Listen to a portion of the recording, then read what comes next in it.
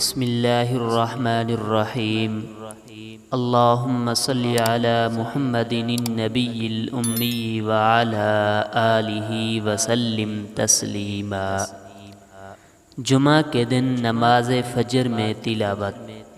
حضرت ابو ہریرہ رضی اللہ تعالی عنہ سے روایت ہے کہ رسول اللہ صلی اللہ علیہ وسلم جمعہ کے دن نماز فجر میں الف لام میم تنزیل السجدہ اور هل اتی علی الانسان یعنی سورۃ الف لام میم سجدہ اور سورۃ الدہر تلاوت فرمایا کرتے تھے۔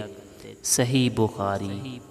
اللہ پاک ہم سب کو رسول اللہ صلی اللہ علیہ وسلم کے طریقے پر چلنے والا بنائے۔